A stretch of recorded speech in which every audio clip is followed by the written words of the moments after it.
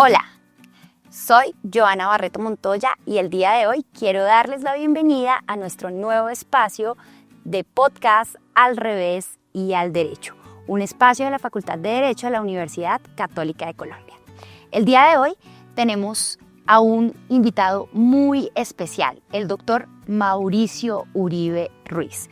Él es abogado, especialista en Derecho Penal, probatorio y magíster en Derecho con énfasis en ciencias penales y criminológicas. Es doctor en Derecho, fue miembro del grupo de observación enviado a Estados Unidos por la USAID y la Embajada de Estados Unidos y finalista del concurso Técnicas de Oralidad Penal del Departamento de Justicia de la USAID. Es un paracadémico evaluador de la Universidad Externa de Colombia, actualmente socio y fundador y representante legal de Martínez Uribe Abogados, docente de la Facultad de Derecho, por supuesto, de la Universidad Católica de Colombia y director del área del derecho, asesor de diferentes estamentos del gobierno nacional. Además, doctor Mauricio, muy buenos días, es un honor tenerlo en este espacio y gracias por responder de verdad a esta invitación. Querida doctora Joana, todo lo contrario, a ti muchísimas gracias por invitarme y a todos los que nos acompañan, muchísimas gracias por estar acá, realmente el honor es para mí. Bueno, el día de hoy vamos a hablar sobre el derecho penal y las decisiones judiciales. Y vamos a empezar con una pequeña pregunta, doctor Mauricio. Quisiera hablar un poco sobre un caso muy controvertido, que es el caso de Álvaro Uribe Vélez. Y con este caso de Álvaro Uribe Vélez hay un debate si la condena es adecuada o no. Esto, pero sin entrar, digamos que al caso concreto, ¿cuáles son los criterios a considerar para tomar ese tipo de decisiones? ¿Cuál es el panorama y cuál es su criterio? Claro que sí, querida Joana. Ese es un tema muy complejo porque es que precisamente hablar de los criterios para tomar una decisión tienes que centrarse en qué debe tenerse en cuenta y cuándo realmente nosotros podemos llegar a un nivel de conocimiento que nos permita tomar una decisión. Eso hace que tengamos que analizar elementos del derecho probatorio, del derecho en general, pero también de la situación fáctica. Me explico. Cuando nosotros estamos dentro de un proceso, realmente lo que estamos analizando es algo que ocurrió, unos hechos que tuvieron ocasión en el mundo fenomenológico. Esos hechos, por regla general, están descritos en una norma y esa norma determina cuál es la consecuencia jurídica que se le deben dar. En el derecho penal, por ejemplo, nosotros podríamos hablar de que hay un delito. Y entonces, si una persona en calidad de autor o partícipe realizó esta conducta típica, antijurídica y culpable, pues habrá que imponerle la consecuencia jurídica que el código determina para ello. Sin embargo, esa es la parte fácil y eso es en lo que en la universidad, por regla general, nos centramos. Algo que es mucho más difícil es determinar cómo hago yo, como juez, tercero, que no tuve nada que ver en los hechos, para poder saber o determinar si realmente lo que alguien dice que yo hice ocurrió o no. Y ahí es cuando nosotros tenemos que preguntarnos cosas como ¿cuál es la carga de la prueba? ¿Cuál es el tema de la prueba? ¿Cuál es el sistema de valoración probatoria, los estándares de la prueba, los elementos de la prueba que se tienen que utilizar? En este punto, y para resumir un tema que realmente es mucho más extenso, lo que el juez debe verificar es, primero, si unos hechos determinantes ocurrieron o no ocurrieron.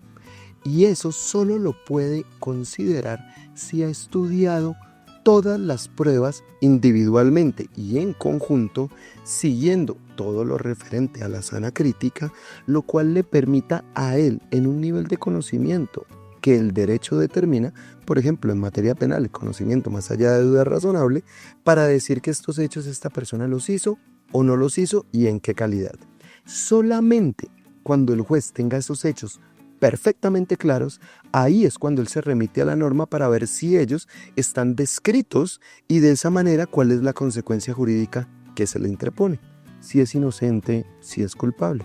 Frente al caso del doctor Álvaro Uribe Vélez, la verdad es que uno solo podría llegar a decir si la decisión fue adecuada o no si uno conoció todo el proceso, si uno analizó todas las pruebas, si uno estuvo desde el inicio para saber si fueron decretadas adecuadamente o no, y después leer toda la sentencia, un poco de lectura ligera, solo 1114 páginas, la cual yo miro si respeta una congruencia con todo lo que se dio, y de esa manera la decisión es conforme a todos esos criterios. Si no hemos hecho eso, lo que estamos hablando es de nuestra predilección, de nuestro gusto o de nuestro deseo, pero no si una decisión es correcta, ¿no? Desde una pasión. En ese sentido, ¿cómo se deben valorar esas pruebas? Es decir, ¿cómo usted observa que fueron valoradas y cómo cree usted que debieron ser valoradas? Realmente en este punto no hago parte de ese proceso. Tengo como regla especial que si no me están llamando a ser parte del proceso, pues ser agente oficioso en estos casos es lo más adecuado. Sin embargo, la forma de valorar las pruebas no la dice la normatividad. Es decir, nuestro legislador ya lo ha hecho, y no desde una manera caprichosa o arbitraria, sino que este lo hizo fue tomando criterios de la psicología, criterios de la antropología y de otras ramas del conocimiento, de otras ciencias, para decirnos qué es lo que yo debo tener presente. Sé que hay muchas personas que dicen que es que el derecho y la psicología no tienen nada que ver, pero eso no puede ser así. El derecho lo que hace es describir conductas humanas, y las conductas humanas se explican desde la medicina, desde la psiquiatría, desde la psicología, y la valoración de cómo percibimos el mundo y cómo creemos la información que obtenemos también se estudia por estas situaciones. Entonces, cuando nosotros hablamos de pruebas en general, se valoran según las reglas de la sana crítica, es decir, reglas de la ciencia, reglas de la lógica, reglas de la experiencia y reglas de la argumentación. Las reglas de la experiencia pueden tener bases científicas, sociales, entre otras. Las reglas de la lógica, podemos ir a Aristóteles, podemos ir a Francia, podemos ver muchos aspectos a mirar. Ya cuando hablamos de una prueba en concreto, pues tenemos que mirar cuál es el medio de prueba. Por ejemplo, el Código General del Proceso habla de que se tiene que aplicar la sana crítica, pero no nos da criterios en concreto para cada prueba.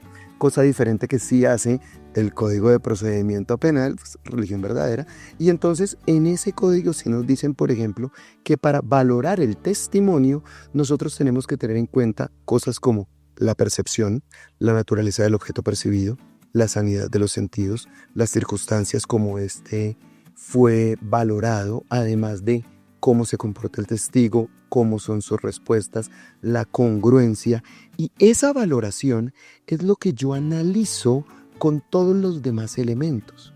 Cuando nosotros tenemos un juez que simplemente habla de un pálpito o que cree o no cree sin explicar por qué, eso es íntima convicción, y eso no lo aplicamos en Colombia. Nosotros tenemos que señalar e indicar por qué le damos credibilidad a un testigo, por qué no, y pues claramente no es lo mismo un testigo que un elemento material probatorio o un documento. Y entonces en un documento tenemos otros criterios como que el mismo no haya sido modificado, que diga lo que normalmente la experiencia nos indica, que dé una clara afectación de la voluntad de quienes los firma. Es decir, cada prueba en concreto se debe analizar, y yo no puedo entrar con prejuicios, predilecciones o deseos para poder valorar un elemento. Como lo dicen, la verdad de un proceso se trae con las pruebas, no con la predilección o el deseo. Interesante, doctor Mauricio. Cuéntenos un poco, hablemos de la sanción. ¿Cómo ve usted la sanción? ¿Cómo ve la sanción en este caso de Álvaro Uribe Vélez y cómo la define usted? Siento que estoy evadiendo la pregunta en concreto, pero me disculparán, creo que cuando una persona es llamada a dar una opinión de un caso, más en estas situaciones, pues debe tener un conocimiento profundo para poder calificarla, y honestamente en este momento debo decir abiertamente que no hice parte del proceso. Solo sé que tengo un gran respeto por todos los que participaron. Algunos he tenido la oportunidad de encontrármelos en estrados judiciales y puedo hablar muy bien de sus calidades, tanto profesionales como personales. Sin embargo, de la sanción en concreto, pues en Colombia hay una reglamentación en este caso. Ahí es donde entra a regir el principio de legalidad, y por eso nosotros tenemos un delito y cada delito trae su norma o su sanción en concreto, que puede ser una pena cuando es realizada por un imputable o una medida de aseguramiento que tiene unos cambios y unas adecuaciones en ese punto. En este caso, al ser imputable la persona que estaba siendo juzgada, se le impone una pena. Para eso se tiene que elegir el delito al que se considera que es responsable y ese mínimo y máximo se divide en cuartos. Y según las circunstancias de mayor o menor punibilidad con respecto al principio de congruencia, el juez se va a ubicar o en el cuarto mínimo, o en los 2 cuartos medios, o en el cuarto máximo. Ahora, en el caso en concreto que me preguntas, pues había más de un delito. Eso es lo que nosotros referimos como concursos. Los concursos pueden ser heterogéneos o homogéneos. En el caso en concreto, al hablar por una parte de soborno en actuación judicial penal y en la otra por fraude procesal, pues es lo que llamamos un concurso heterogéneo de delitos diferentes. Claro. Debiendo cada pena tasarse concretamente y después a la pena mayor hacerle un aumento sin que se supere la suma aritmética de los mismos, sin que se superen los 60 años. Es decir, la norma le dice al juez, según el delito que la persona haya cometido y en qué calidad lo cometió, cuál es la sanción. Esa sanción se dividirá en cuartos y según las circunstancias de mayor o menor punibilidad, el juez se ubicará en el primero, 2 medios o en el último. Y ya ubicado en ese lugar, teniendo en cuenta otros criterios como es la cantidad del dolo, la forma de haber actuado, la forma del daño, su actitud ante el juez determinará una pena en concreto, pero siempre bajo la argumentación, bajo la razón y nunca bajo la arbitrariedad o la predilección. Doctor Mauricio, para terminar, se nos acaba el tiempo. ¿Cuál cree usted que es el panorama que tenemos respecto a este caso? Yo creo que es un caso sumamente difícil que puso a prueba a todas las personas que participaron y que está poniendo a prueba a un país.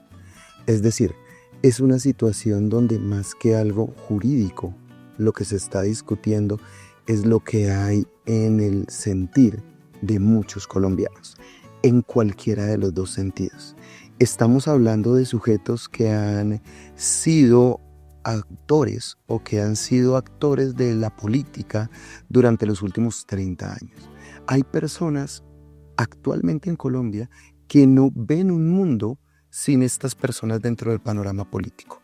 Y muchos desean que la condena sea legítima y otros desean que esta no lo sea, sin ni siquiera mirar las pruebas, sin ni siquiera mirar el proceso.